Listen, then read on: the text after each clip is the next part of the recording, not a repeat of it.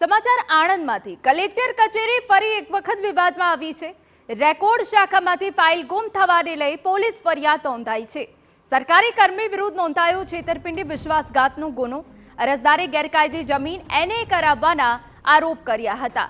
મહેસૂલ વિભાગ અને ગુજરાત તકેદારી આયોગને રજૂઆત કરાઈ હતી। આરોપના તપાસ મામલે જરૂરી ફાઇલ ન મળતા ઘટના ઉજાગર થઈ।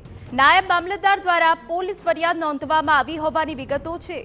પોલીસ દ્વારા ફાઇલ લઈ જનાર સરકારી કર્મચારી વિરુદ્ધ ગુનો નોંધીને તપાસ હાથ ધરાઈ છે।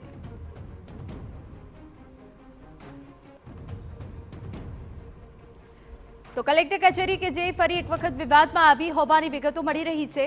રેકોર્ડ શાખામાંથી ફાઇલ ગુમ થઈ છે। છેતરપિંડી વિશ્વાસઘાત થયો હોવાની પણ અહીંયા બાબતો સામે આવી છે।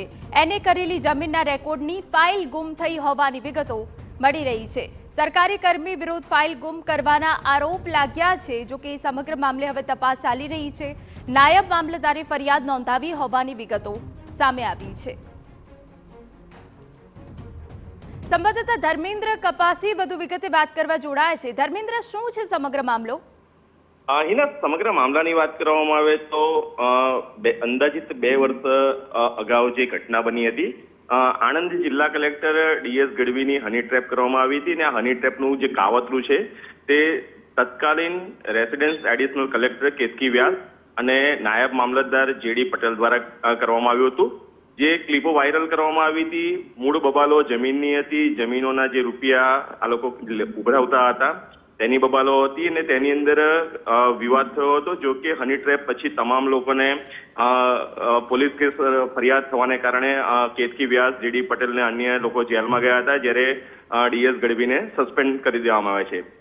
મહત્વની બાબત એ છે કે આ સમયગાળા દરમિયાન બોરસદની એક જમીન હતી કે જે બિનખેતીનો વિવાદ થયો હતો। એક અરજદાર દ્વારા સમગ્ર મામલે રજૂઆત કરવામાં આવી હતી, કારણ કે નવી શરતની જે જમીન હોવા છતાં પણ તેને કઈ રીતે બિનખેતી કરવામાં આવી તેની રજૂઆત કરવામાં આવી હતી। આયોગમાં રજૂઆત કરવામાં આવી હતી, મહેસૂલ વિભાગમાં રજૂઆત કરવામાં આવી હતી અને ત્યાર પછી જે તે સમયે પણ ટીવી9ની ઉપર અહેવાલ પ્રસારિત કરવામાં આવ્યો હતો કે કેતકી વ્યાસ અને તેના મળતિયાઓ દ્વારા કેટલીક ફાઇલો ગુમ કરવાનો શક્યતા જોવાઈ રહી છે, કારણ કે તેઓની અંદર તેમના કૌભાંડો ખુલવાની શક્યતા હતી।